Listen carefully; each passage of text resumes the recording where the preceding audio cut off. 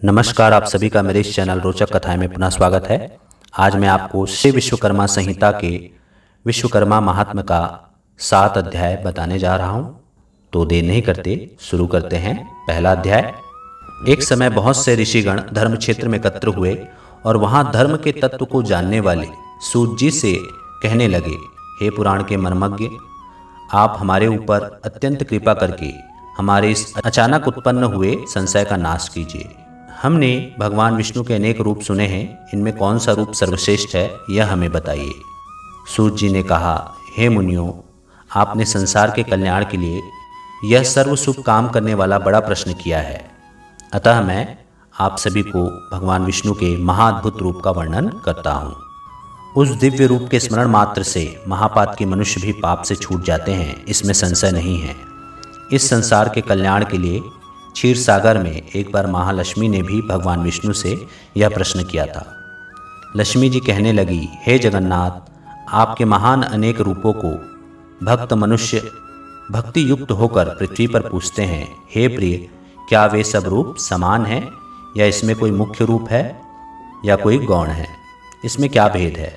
भगवान विष्णु बोले, हे प्रिय, जब मैं समस्त ब्रह्मांड को आत्मा में समाहित करके अपनी योग माया के स्थित होता हूँ, तब बहुरूप धारण करूँ इस प्रकार इच्छा करता हुआ अपनी माया के वश में हुआ जीवों को कर्म भोग के लिए क्षण मात्र में असंख्य ब्रह्म लोकादि लोकों को जिस रूप में रचता हूँ, हे देवी, उस रूप को मैं तुझसे कहता हूँ।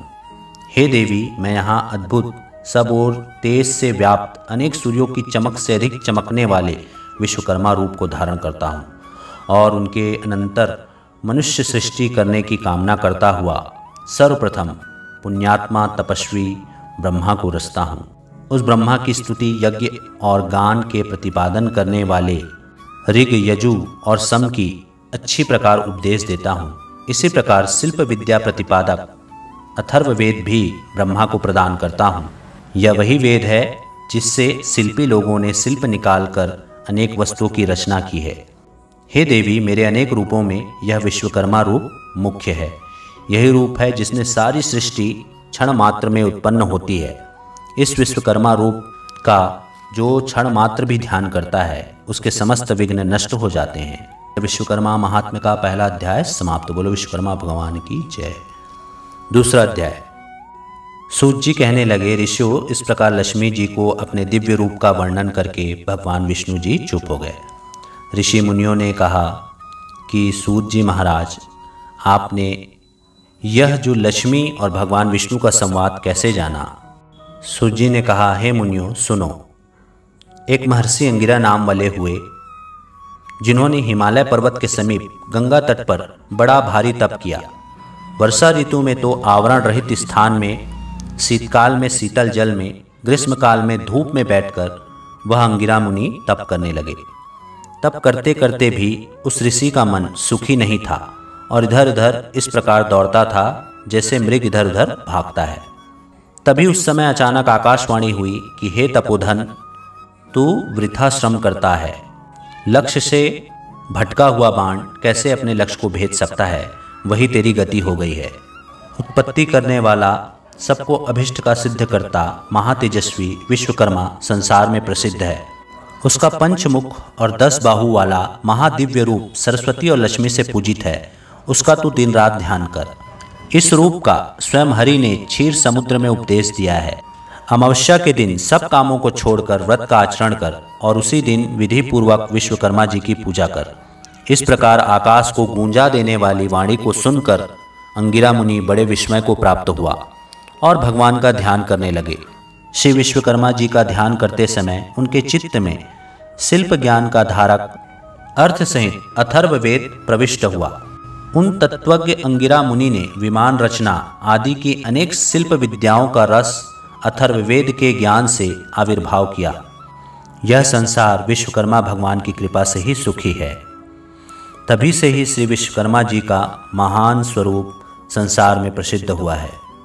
परंपरा से आए हुए इस कथानक ने मेरे कानों को भी पवित्र किया है। ऋषियों, इस परम रहस्य को जो मनुष्य श्रवण करेंगे, उसके लिए श्रवण मात्र से ही ज्ञान प्राप्ति हो जाएगी। श्री विश्वकर्मा संहितांतर्गत सृष्टि खंड विश्वकर्मा महात्मा का दूसरा अध्याय समाप्त। बोलो विश्वकर्मा भगवान की जय। तीसरा अध्याय। मुनियों ने कहा, हे महाराज, श्री विश्वकर्मा के चरित्र को सुनते हुए हमारे चित्त की तृप्ति नहीं होती। अब श्री विश्वकर्मा जी के सच्चरित्र के श्रवण की इच्छा और बढ़ती जा रही है, जैसे हवा से बार बार अग्नि बढ़ती है। सूत जी कहने लगे, हे मुनि श्रेष्ठों, एकाग्र मन से तुम जगत पूज्य सच्चिदानंद स्वरूप श्री विश्वकर्मा जी का दिव्याख्यान सुनो। प्राचीन काल में एक प्रमंगद नाम का राजा हुआ, जो अपनी प्रजा को संतान के समान पालता था और सब धर्म के कामों में बिल्कुल प्रमाद नहीं किया करता था। वह अपनी प्रजा का स्नेह से शासन करता था और कभी भी दंड से प्रजा का दमन नहीं करता था। उस राजा की कमल के समान नेत्र वाली, साक्षात सती के समान विदुषी, धर्म कर्म व्रत परायण कमला नाम की भार्या थी। कभी देवयोग से उस राजा के शरीर में दारुण कुष्ठ रोग उत्पन्न हो गया। बार बार चिकित्सा किया हुआ वह रोग स्वरूप भी शांत ना हुआ। उस रोग की पीड़ा से पीड़ित राजा बड़ा व्याकुल होने लगा।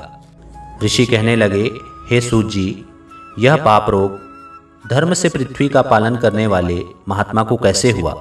यदि इस प्रकार धर्मात्माओं को भी रोग उत्पन्न हो जाता है तो फिर धर्म कर्म में कौन विश्वास करेगा?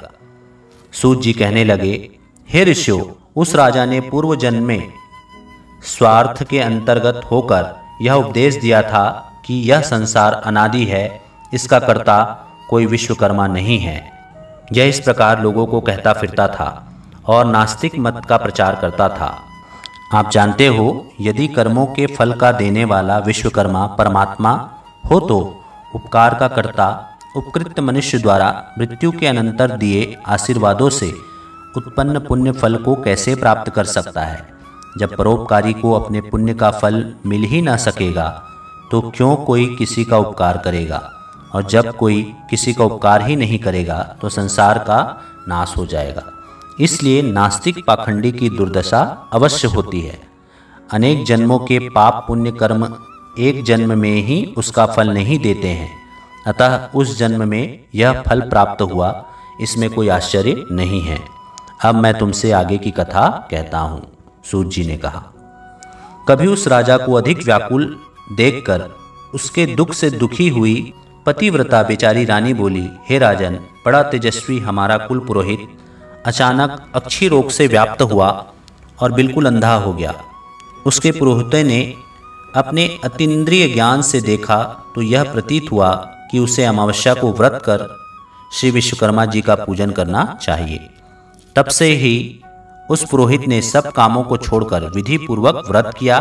व्रत के दिन ब्रह्मचारी रहता और फलाहार करता तथा धर्म चर्चा में लीन रहा करता था। उस व्रत प्रभाव के कारण पुरोहित को दिव्य दृष्टि प्राप्त हुई और बुढ़ापे में भी उसको देखने की दृष्टि नष्ट नहीं हुई। हे महाराज, मैं दीनता के साथ प्रार्थना करती हूँ कि आप भी 3 पालक श्री विश्वकर्मा की शरण में जाइए, जिससे इस दुख से छुटकारा मिले। राजा बोले, हे प्रिय, तुमने ठीक कहा। इसको सुनकर मेरा चित्त बड़ा प्रफुल्लित हो रहा है और मुझे निश्चय हो रहा है कि भगवान श्री विश्वकर्मा के व्रत से रोग की अवश्य निवृत्ति होगी। सूत जी कहने लगे कि उस दिन से लेकर वह राजा प्रतिदिन श्री विश्वकर्मा जी का पूजन और वंदन करके भोजन करने लगा। अमावस्या के दिन सब कामों को छोड़कर व्रत विश्वकर्मा जी का पूजन और व्रत करना चाहिए। श्री विश्वकर्मा संहितांतर्गत सृष्टि खंड विश्वकर्मा महात्मा का तीसरा अध्याय समाप्त। बोलो विश्वकर्मा भगवान की जय।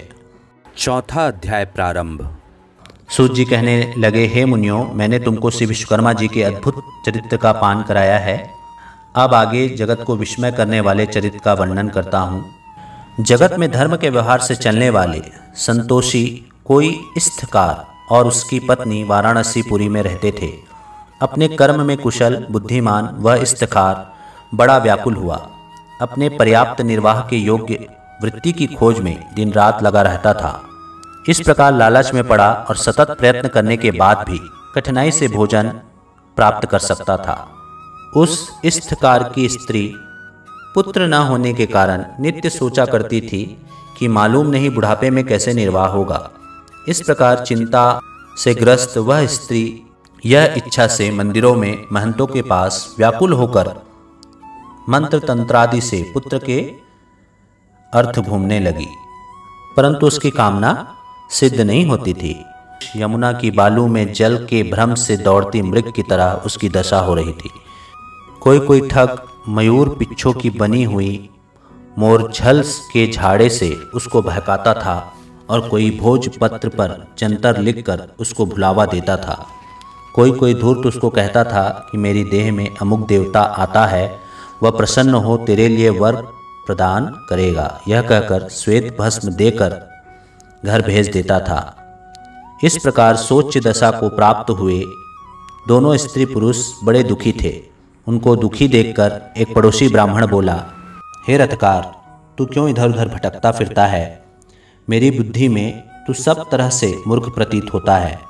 इन मिथ्या उपायों से संतान उत्पन्न नहीं हुआ करती है और न धन मिलता है और न ही कभी सुख प्राप्त होता है। यह तो व्यर्थ की भागदौड़ है। वे मनुष्य अज्ञानी हैं जो इस प्रकार के व्यर्थ उद्योगों से अपने मनोरथ सिद्ध करना चाहते हैं। कहीं व्यर्थ उद्योग करने पर भी मनोरथ सिद्ध हुए हैं। इसलिए तू सब वृथा के उपायों को छोड़ दे और केवल दयालु श्री विश्वकर्मा की शरण को प्राप्त हो। हे श्रेष्ठ पुरुष, विश्वकर्मा की कृपा से तेरी अवश्य सिद्धि होगी। कर्मों के फलदान देने में वह विश्वकर्मा परमेश्वर स्वतंत्र है और आगे पीछे करके कर्मों के फल देते रहते हैं। इसलिए तू सब कामों को छोड़कर अमावस्या को व्रत कर और जितेंद्रिय रहकर भक्ति से विश्वकर्मा भगवान का श्रवण किया कर। जितना हो सके उतना दान, अध्ययन, परोपकार के कार्य आदि करता रहा। इस प्रकार ब्राह्मण के वचनों को सुनकर उस स्थकार के लोचन खुल गए। उस परोपकारी ब्राह्मण के चरणों को देर तक स्पर्श करके वह रथकार श्री विश्वकर्मा जी का ध्यान करता हुआ अपने घर को चला गया। उस दिन से लेकर वह धर्मात्मा रथकार श्री विश्वकर्मा जी के चरण कमलों की शक्ति में लीन रहने लगा। उस रथकार की उत्तम स्त्री भी सब मिथ्या उपायों को छोड़कर श्री विश्वकर्मा के उत्तम गुणों में भक्ति करने लगी। अमावस्या के दिन इस दिव्य व्रत के प्रमाण से वह दंपति धन और पुत्रों से युक्त हुई। उस रथकार का एक दिन भी बिना वृत्ति के नहीं जाता था। उसका पुत्र बड़ा सुशील, गुणवान और विद्वान हुआ। इसी प्रकार जो मनुष्य भक्ति युक्त चित्त से श्री विश्वकर्मा का ध्यान करते हैं, वे इस लोक में पुत्र पौत्रादि से युक्त होकर सुखी होते हैं। श्री विश्वकर्मा संहितांतर्गत सृष्टि खंड विश्वकर्मा महात्म्य का चौथा अध्याय समाप्त। बोलो विश्वकर्मा भगवान की जय। पांचवा अध्याय। ऋषियों ने कहा, हे सूत जी, विश्वकर्मा भगवान के जिन चरणों की पूजा देवता भी करते हैं, ऐसे आनंदमयी चरित्र को थोड़े से शब्दों में सुनकर हमारी इच्छा और भी बढ़ गई है। जिस प्रकार हवा से अग्नि प्रचंड हो जाती है, ठीक उसी प्रकार जो जो हम विश्वकर्मा भगवान का चरित्र सुनते हैं, त्यों त्यों उसके सुनने की इच्छा और भी बढ़ती जाती है। सूत जी बोले, हे मुनि लोगों, आप लोगों ने विश्वकर्मा के चरित्र को सुना, जिसके सुनने से देवता भी नहीं अघाए। एक बार नैमिषारण्य में मुनि और सन्यासी लोग एकत्र हुए और अपने अमिष्ट की प्राप्ति के लिए एक सभा की। विश्वामित्र कहने लगे कि हम लोगों के आश्रमों में दुष्ट कर्मों के करते हुए राक्षस लोग यज्ञ करने वाले मुनियों के आसपास ही बड़े बड़े मनुष्य को अपना ग्रास बना लेते हैं। इस प्रकार यज्ञों को नष्ट करते हुए राक्षस लोग नर मांस भक्षण करते हैं। मातंग मुनि कहने लगे कि हमारे पूज्य पुरोहित उपमन्यु, जो ब्रह्मचर्य व्रत में स्थित रहकर और कंदमूल खाकर सदा धर्म कार्यों में संलग्न रहते हैं, तथा जो प्रतिदिन सारे कामों को छोड़कर परमात्मा का ध्यान करते रहते हैं, तथा वह भी राक्षसों को नष्ट करने में समर्थ हो सकते हैं। सूत जी बोले, हे ऋषियों, इस प्रकार ऋषि मुनियों के वचन सुनकर वरिष्ठ मुनि जी कहने लगे कि एक बार पहले भी ऋषि मुनियों पर इस प्रकार का कष्ट आ पड़ा था। उस समय वह सब मिलकर स्वर्ग में ब्रह्मा जी के पास गए। चतुर्भुज ब्रह्मा ने पद्मासन लगाए हुए शांत भाव से ध्यान स्थिति में उन्होंने ऋषि मुनियों को देखा, जो दुख से छुटकारा देने वाले शिव रूप भगवान का ध्यान कर रहे थे। उन प्रभु को सबका पता है। यह सब बात आदि से अंत तक जान ली और ऋषि मुनियों को दुख से छुटकारा पाने के लिए विश्वकर्मा भगवान की कथा का उपदेश दिया। सूत जी बोले, हे ऋषियों, इस प्रकार उनके वचन सुनकर विश्वामित्र मुनि को बड़ा आश्चर्य हुआ और वह जरा निकट आ गए।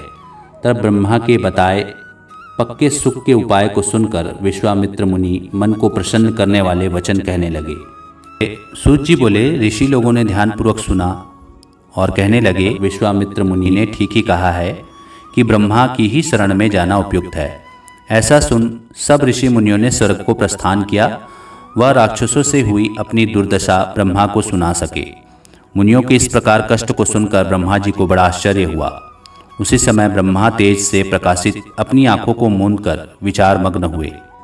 इस प्रकार राक्षसों द्वारा की गई सारी दुर्दशा को ब्रह्मा जी समझ गए। ब्रह्मा जी कहने लगे, हे मुनियों, आप सभी ऋषि श्रेष्ठ अंगिरा के पास जाओ और अपने कष्टों से मुक्ति पाने के लिए प्रार्थना करो। सूत जी बोले कि ब्रह्मा जी के कथन के अनुसार ऋषियों ने सब यज्ञ अनुष्ठान आदि किए और अंगिरा ऋषि के वचनों को सुनने के लिए उत्सुक हुए। अंगिरा ऋषि कहने लगे कि हे मुनियों, तुम लोग क्यों इधर उधर मारे मारे फिरते हो? दुखों को काटने में विश्वकर्मा के अतिरिक्त और कोई भी समर्थ नहीं। इसलिए तुम्हें चाहिए कि जितेंद्रिय रहते हुए अमावस्या के दिन अपने साधारण कर्मों को रोककर भक्तिपूर्वक विश्वकर्मा की कथा सुनो, जिसके सुनने मात्र से जन्म जन्मांतर के पाप नष्ट हो जाते हैं। मुनि लोग ब्रह्मचर्य व्रत में स्थित होकर विश्वकर्मा देव की पूजा द्वारा ध्यान करते हुए सब प्रकार के सुखों को प्राप्त करते हैं। सूत जी कहने लगे कि मुनि लोग इस प्रकार महर्षि अंगिरा के वचनों को सुनकर अपने अपने आश्रमों को चले गए और यज्ञ में विश्वकर्मा देव का पूजन किया, जिसका परिणाम यह हुआ कि उनकी पूजा से सारे राक्षस भस्म हो गए, यज्ञ विघ्नों से रहित हो गए तथा नाना प्रकार के सुखों से संपन्न हो गए। जो मनुष्य भक्ति पूर्वक विश्वकर्मा को चिंतन करता है, वह सुखों को प्राप्त करता हुआ संसार में बड़े पद को प्राप्त करता है। श्री विश्वकर्मा संहिता अंतर्गत सृष्टि खंड विश्वकर्मा महात्मा का 5वां अध्याय समाप्त। बोलो विश्वकर्मा भगवान की जय। 6वां अध्याय। सूत जी बोले, हे मुनियों, मैं आपसे सब लोकों में विख्यात श्री विश्वकर्मा का महात्मा फिर कहता हूँ, तुम ध्यान से सुनो। उज्जैन नगरी में एक सर्वश्रेष्ठ धर्म तत्पर धनंजय नामक सेठ था। उस सेठ का खजाना लाल मोती हीरे जवाहरातों से ऐसा भरा था जैसा कुबेर का भंडार हो।